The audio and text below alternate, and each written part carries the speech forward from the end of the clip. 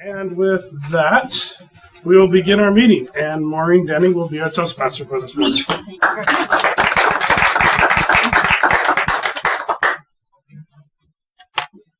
He feels good. Good morning, fellow Toastmasters and guests.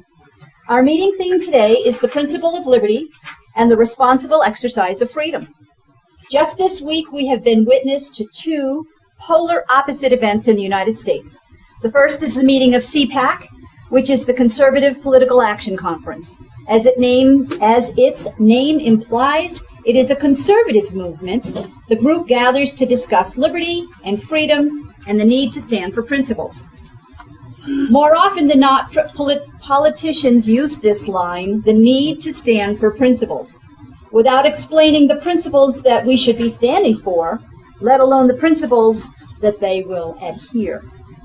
The group presents 5 principles that conservatives can rally around and use to measure the merit of an idea or a bill.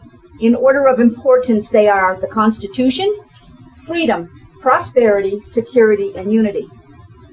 The second event was the FCC passing of the net neutrality rules, not legislation. One of the FCC commissioners, Ajit Pai, has stated, net neutrality is a solution that won't work to a problem that doesn't exist. Pai is an outspoken opponent of expanding government control of the internet. He is also sharply critical of President Barack Obama's very public push to influence policy at the FCC, which is technically an independent agency. J. David Gowdy is the creator of the 7 Principles of Liberty.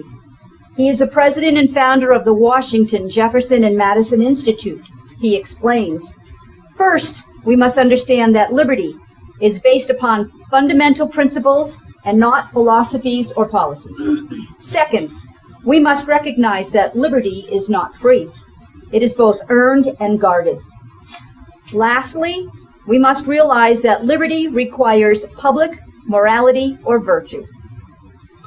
The greatest and probably most generally unrecognized threat to our liberty results from the gradual erosion of virtue.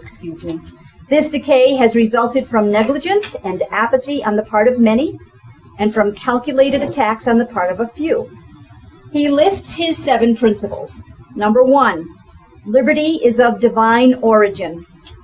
We have unalienable rights bestowed by our Creator. Number 2, liberty has a price. Liberty is not free. Of those who pledged their lives, their fortunes, and their sacred honor as the signers to the Declaration of Independence, did you know 5 were captured as traitors and tortured before they died? 12 had their homes ransacked and burned. 2 lost their sons in the Revolutionary War.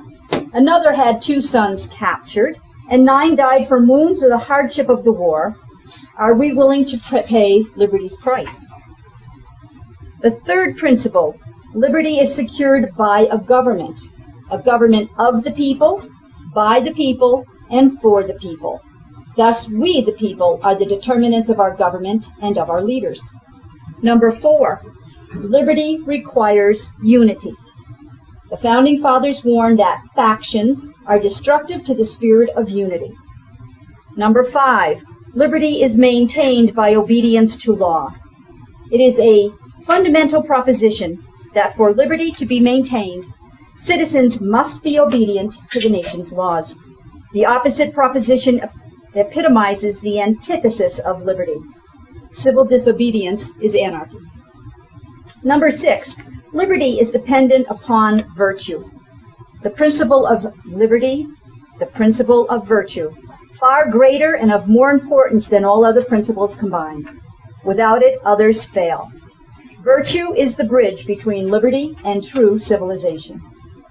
7, liberty affords the path to happiness. John Adams wrote, happiness of society is the end of government. Thus, liberty is the means and happiness in its end. Without liberty, no person or society can truly be happy. The Founding Fathers have provided our principles of liberty. It's our responsibility to return to the basic ideas of keeping government small. We have the tools. Now we need to follow. Thank you.